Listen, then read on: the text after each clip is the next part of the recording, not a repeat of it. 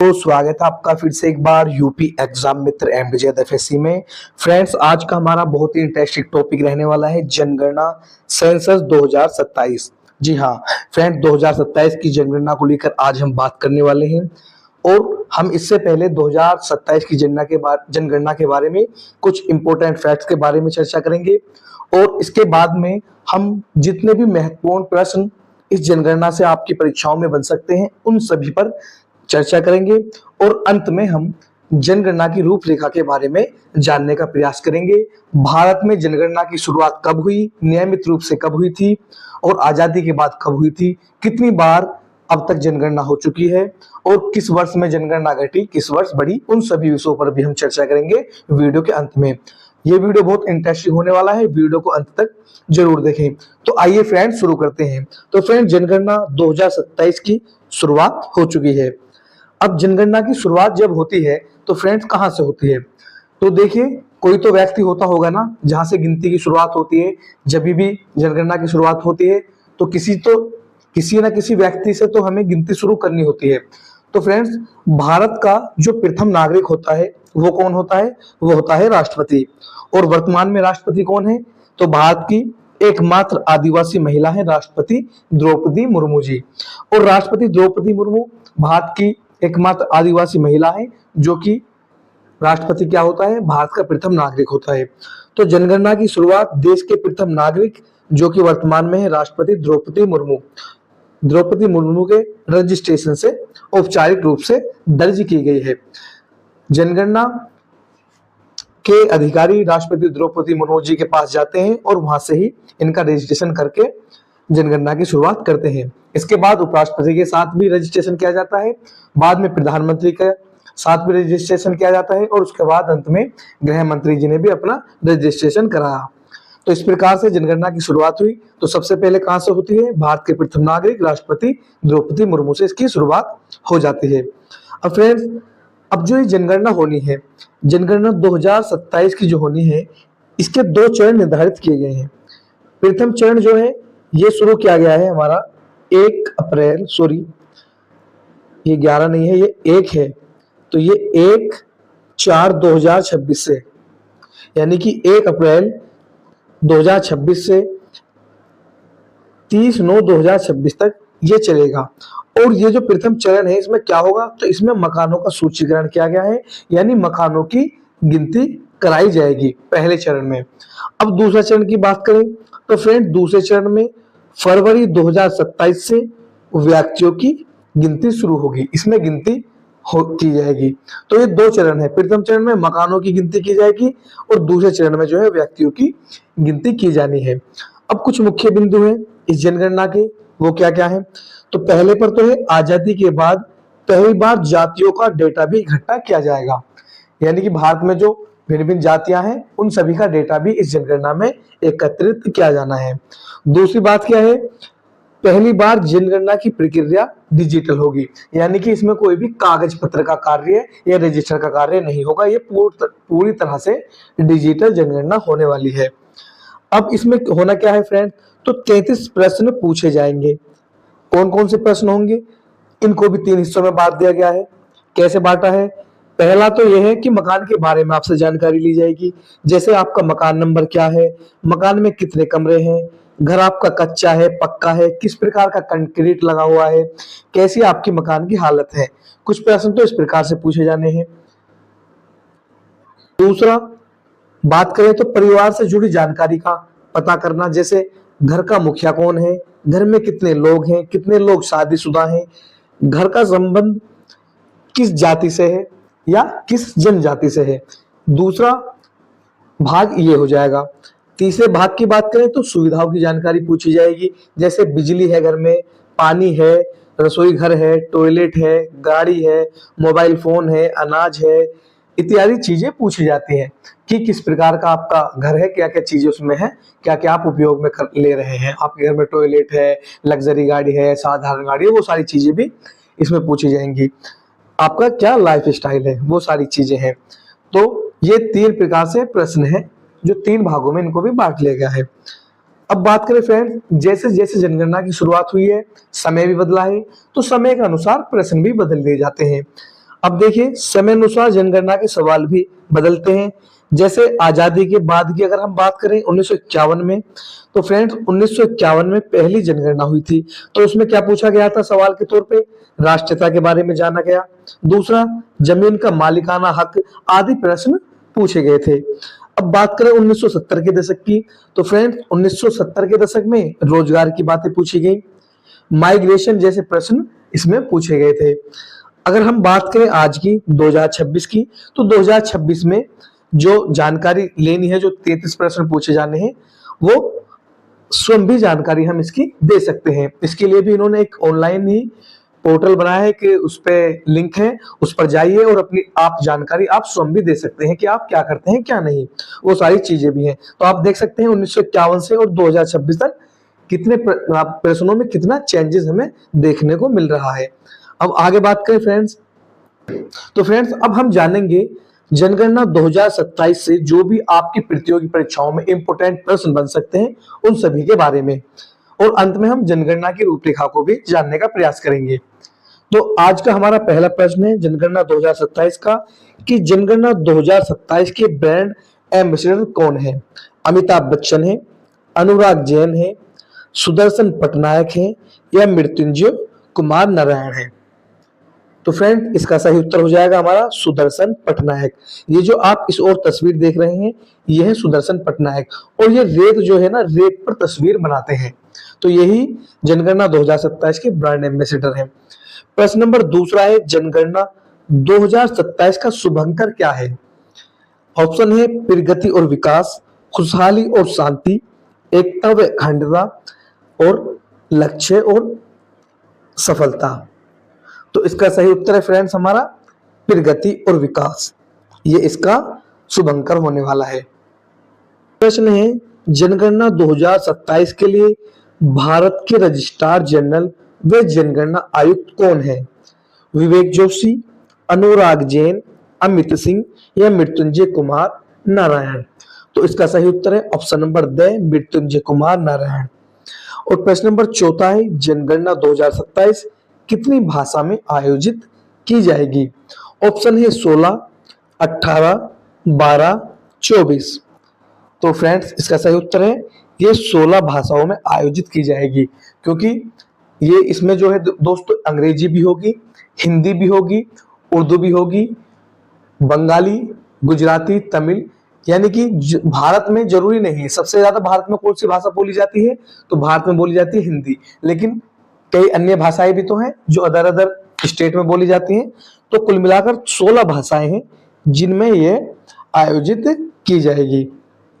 Friends प्रश्न number 5 है हमारा 2027 की जनगणना स्वतंत्र भारत की कौन से नंबर की जनगणना है? तो ये 8वें नंबर की जनगणना होने वाली है। प्रश्न नंबर 6 है 2027 की जनगणना डिजिटल रूप से कराई जाने वाली कौन से नंबर की जनगणना है? क्योंकि अब से पहले तो साधारण रूप से जनगणना हुई थी, घर घर जाकर पूछा जाता था और कागजों पर लिखा जाता था, रजिस्टरों में लिखा जाता था। तो ये डिजिटल रूप से होने वाली कौन से नंबर की जनगणना होने वाली है? तो दोस्तों ये प्रथम जनगणना होने वाली है। इससे पहले अभी तक डिजिटल जनगणना भारत में नहीं हुई है। नंबर 7 है 2027 की जनगणना कुल कौन सी जनगणना है?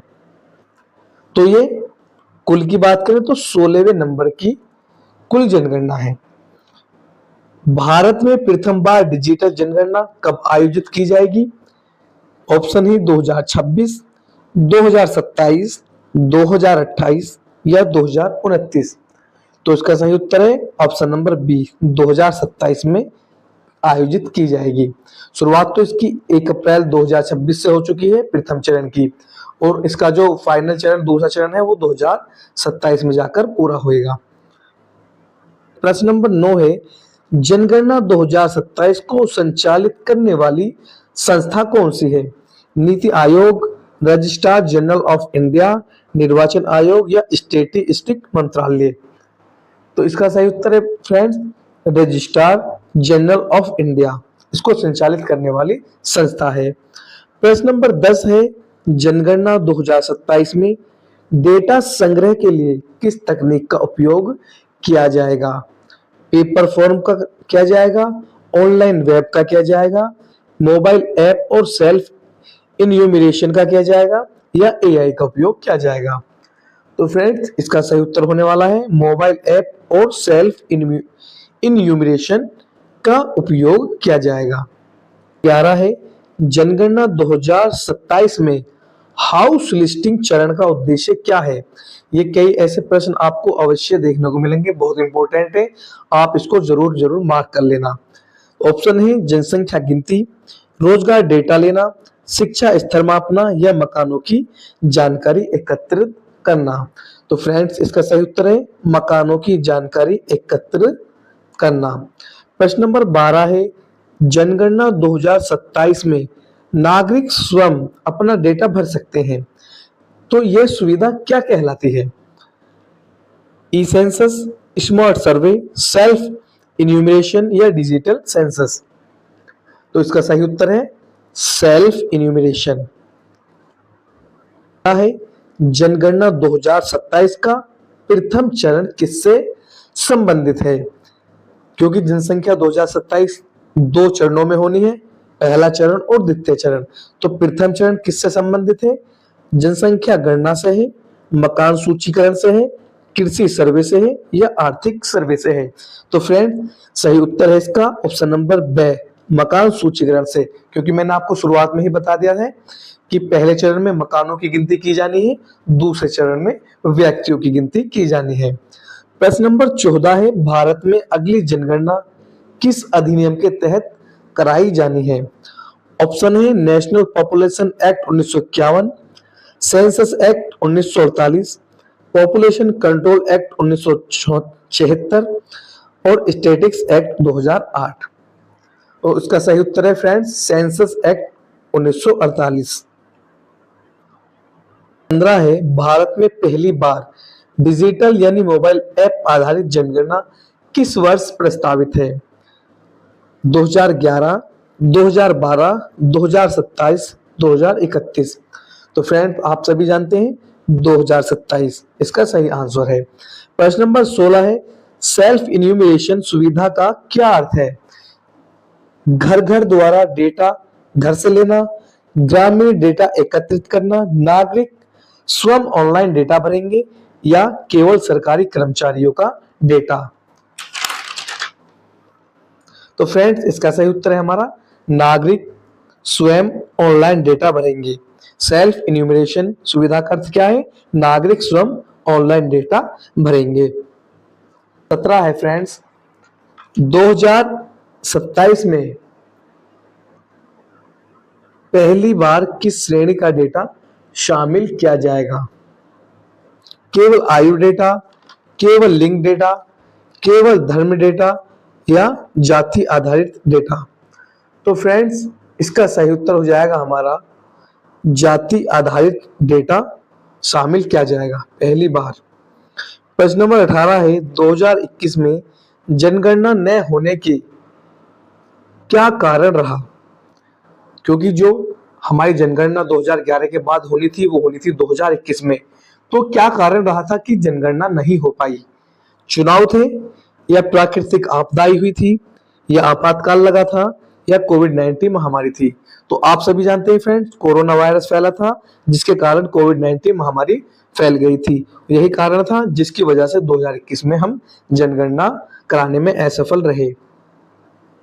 प्रश्न नंबर 19 है जनगणना 2027 में इन्यूमरेटर को क्या कहा जाता है? Data collector, census worker, government survey, या सर्वे? तो फ्रेंड्स सही उत्तर है सेंसस वर्कर। प्रश्न नंबर 20 है जनगणना 2027 का मुख्य उद्देश्य क्या है?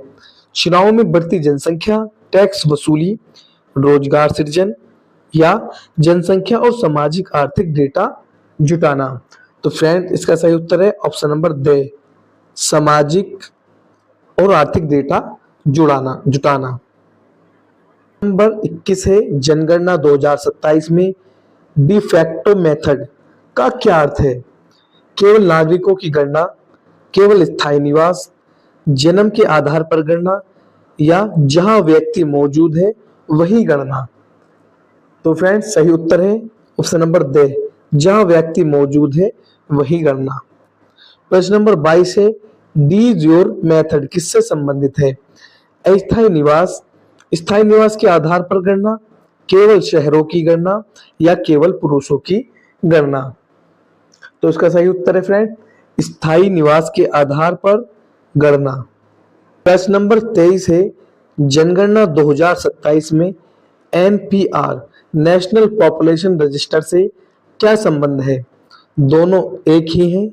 एनपीआर डेटा अपडेट किया जा सकता है, एनपीआर समाप्त कर दिया जाएगा, या कोई संबंध इनमें से नहीं है। तो इसका सही उत्तर है फ्रेंड्स, एनपीआर डेटा अपडेट किया जा सकता है। प्रश्न नंबर 24 है, जनगणना 2027 में यूजुअल रेजिडेंट किसे माना जाता है? केवल नागरिक, सरकारी कर्मचारी, जो 6 माह से रह रहा हो, या जो 1 माह से रह रहा हो। तो फ्रेंड्स इसका सही उत्तर हो जाएगा जो 6 माह से रह रहा हो। प्रश्न नंबर 25 है, जनगणना 2027 में कितने प्रश्न पूछे जाएंगे? मैंने शुरुआत में आपको बताया था कि 33 प्रश्न पूछे जाने हैं, जिनको भी 3 भागों में बांट लिया गया है, वो भी मैंने आपको शुरू में ही बता दिया। प्रश्न नंबर 26 है, भारत में जनगणना डेटा किसके लिए उपयोगी है? सरकार के लिए उपयोगी है, कृषि आयोग के लिए उपयोगी है, स्कूलों में सरकारी नौकरी हेतु उपयोगी है, या नीति निर्माण व योजनाओं के लिए उपयोगी है? तो फ्रेंड सही उत्तर है ऑप्शन नंबर द, नीति निर्माण व योजनाओं के लिए उपयोगी है। जनगणना संविधान की किस सूची का विषय है? राज्य सूची, संघ सूची, समवर्ती सूची, या अवशिष्ट सूची? तो फ्रेंड सही उत्तर है संघ सूची। प्रश्न नंबर 28 है, जनगणना 2027 में माइग्रेशन डाटा का क्या महत्व है? जन्म दर से है, मृत्यु दर से है, जनसंख्या आंकड़ों से है, या लोगों के स्थान परिवर्तन का अध्ययन से है? तो फ्रेंड्स सही उत्तर है लोगों के स्थान परिवर्तन के अध्ययन से है। प्रश्न नंबर 29 है, जनगणना डेटा गोपनीयता किस कानून के तहत सुरक्षित रहती है? आईपीसी के तहत, आईटी एक्ट के तहत, आरटीआई एक्ट के तहत, या सेंसन एक्ट 1948 के तहत? तो फ्रेंड्स सही उत्तर है इसका सेंसस एक्ट 1948 के तहत जनगणना डेटा गोपनीयता सुरक्षित रहती है। प्रश्न नंबर 30 है, जनगणना 2027 में पहली बार किस तकनीक के प्रयोग पर जोर दिया गया है? एआई तकनीक, डिजिटल डेटा कलेक्शन, सैटेलाइट, या आर्थिकी? तो फ्रेंड्स डिजिटल डाटा कलेक्शन की तकनीक के प्रयोग पर जोर दिया गया है। नंबर 31 है, जनगणना कराने में किस मंत्रालय की अहम भूमिका रहती है? वित्त मंत्रालय, शिक्षा मंत्रालय, गृह मंत्रालय, या रक्षा मंत्रालय? सही उत्तर है फ्रेंड्स ऑप्शन नंबर से, गृह मंत्रालय। प्रश्न नंबर 32 है, भारत की जनगणना में किस विधि का उपयोग होता है? ओनली डिफेक्टो, ओनली डिजियोर, बोथ, या इनमें से कोई नहीं? तो फ्रेंड्स सही उत्तर है ओनली डिजियोर। नंबर 33 है, जनगणना 2027 में डेटा संग्रह के लिए न्यूमरेटर को क्या दिया जाएगा?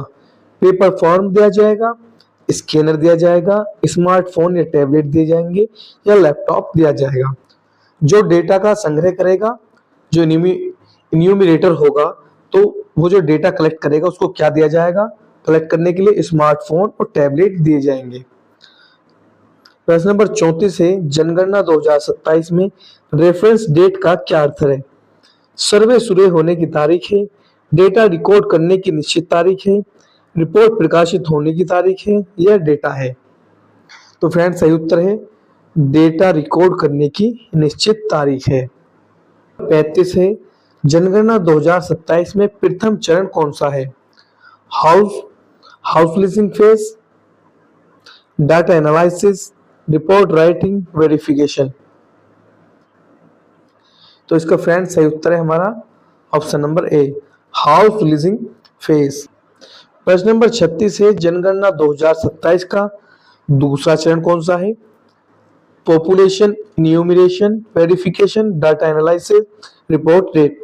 तो फ्रेंड सही उत्तर हो जाएगा इसका पॉपुलेशन इन्यूमरेशन, क्योंकि दो चरणों में जनगणना होती है, पहली हाउसिंग फेज, दूसरी तुम्हारा पॉपुलेशन इन्यूमरेशन। तो फ्रेंड्स ये थे हमारे जनगणना से बनने वाले महत्वपूर्ण प्रश्न जो आपकी आगामी परीक्षाओं के लिए भी काफी महत्वपूर्ण होने वाले हैं। अब हम जानेंगे जनगणना के बारे में कुछ इंपॉर्टेंट फैक्ट।